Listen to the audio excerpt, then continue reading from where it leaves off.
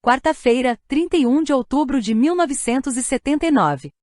Na própria definição do homem está a alternativa entre a morte e imortalidade. 1. Convém voltarmos ainda hoje ao significado da solidão original do homem, que se patenteia sobretudo na análise do chamado texto javista de Gênesis 2. Permite-nos o texto bíblico, como já verificamos nas precedentes reflexões, pôr em relevo não só a consciência do corpo humano. O homem é criado no mundo visível como corpo entre os corpos, mas também a do seu significado próprio. Tendo em conta a grande concisão do texto bíblico, não se pode, sem mais, ampliar muito este encadeamento. É porém certo que tocamos aqui o problema central da antropologia. A consciência do corpo parece identificar-se neste caso com o descobrimento da complexidade da própria estrutura que, baseada numa antropologia filosófica, consiste afinal na relação entre a alma e o corpo. A narrativa javista com a própria linguagem, isto é, com a sua própria terminologia, exprime-o dizendo: o Senhor Deus formou o homem do pó da terra, e insuflou-lhe pelas narinas o sopro da vida, e o homem transformou-se num ser vivo. E precisamente este homem, ser vivo, distingue-se em seguida de todos os outros seres vivos do mundo visível. O que leva a concluir a existência deste distinguir-se do homem, é exatamente o facto de só ele ser capaz de cultivar a terra. Gênesis 2:5, e de a dominar. Gênesis 1:28. Pode dizer-se que a consciência da superioridade inscrita na definição de humanidade, nasce desde o princípio baseada num atuar ou comportar-se tipicamente humano. Esta consciência traz consigo especial percepção do significado do corpo em si, percepção que resulta de tocar ao homem cultivar a terra e dominá-la. Tudo isto seria impossível sem uma intuição tipicamente humana do significado do corpo em si. 2. Parece, pois, necessário falar antes de tudo deste aspecto, deixando para depois o problema da complexidade antropológica em sentido metafísico. Se a descrição original da consciência humana, indicada pelo texto javista, compreende, no conjunto da narrativa, também o corpo, se ela encerra quase o primeiro testemunho do descobrimento da própria corporeidade, e mesmo, como foi dito, a percepção do significado do próprio corpo, tudo isto se revela não com base numa concreta subjetividade do homem que seja bastante clara. O homem é um sujeito não só para sua autoconsciência e autodeterminação, mas também com base no próprio corpo. A estrutura deste corpo é tal que lhe permite ser o autor de uma atividade verdadeiramente humana. Nesta atividade o corpo exprime a pessoa.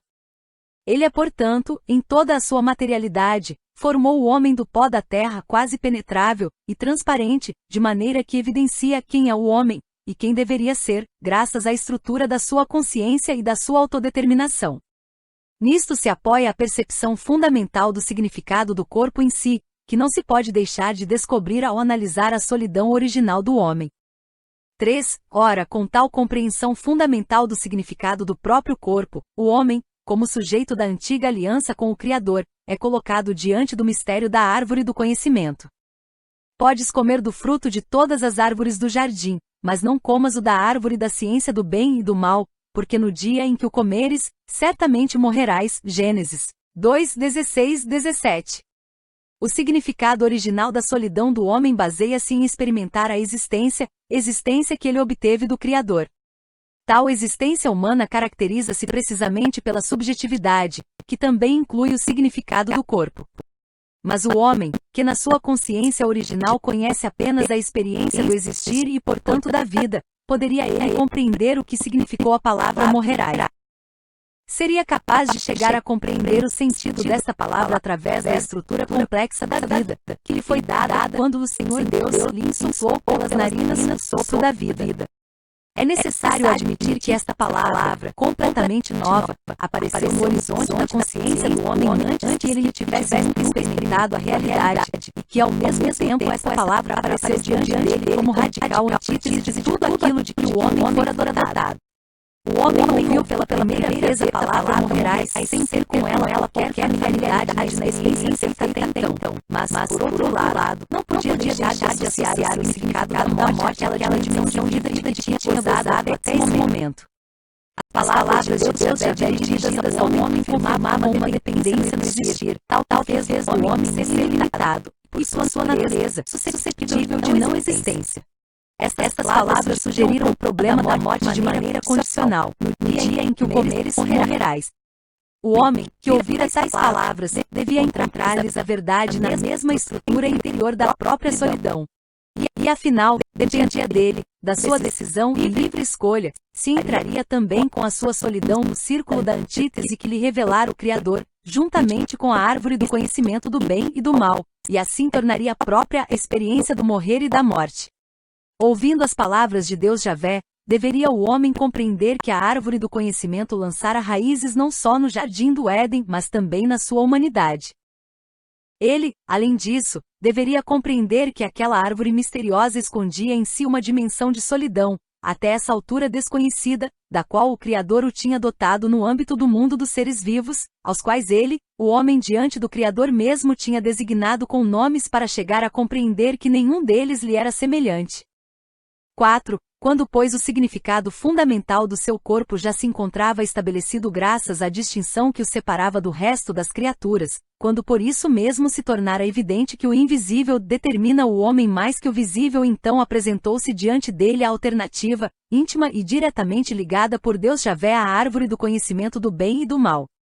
A alternativa entre a morte e a imortalidade, que deriva de Gênesis 2:17, ultrapassa o significado essencial do corpo do homem, pois inclui o significado escatológico não só do corpo, mas da humanidade mesma, distinta de todos os seres vivos, dos corpos. Esta alternativa refere-se contudo de modo particularíssimo ao corpo criado do pó da terra. Para não prolongar mais esta análise, limitamo-nos a verificar que a alternativa entre a morte e a imortalidade entra, desde o princípio, na definição do homem, e que pertence desde o princípio ao significado da sua solidão diante do próprio Deus. Este significado de solidão, impregnado pela alternativa entre morte e imortalidade, tem ainda um significado fundamental para toda a teologia do corpo. Com esta verificação concluímos por agora as nossas reflexões sobre o significado da solidão original do homem. Tal verificação, que deriva de modo claro e impressionante dos textos do livro do Gênesis, leva também a refletir tanto sobre os textos como sobre o homem, que tem provavelmente consciência demasiado débil da verdade que lhe diz respeito, e se encontra já expressa nos primeiros capítulos da Bíblia.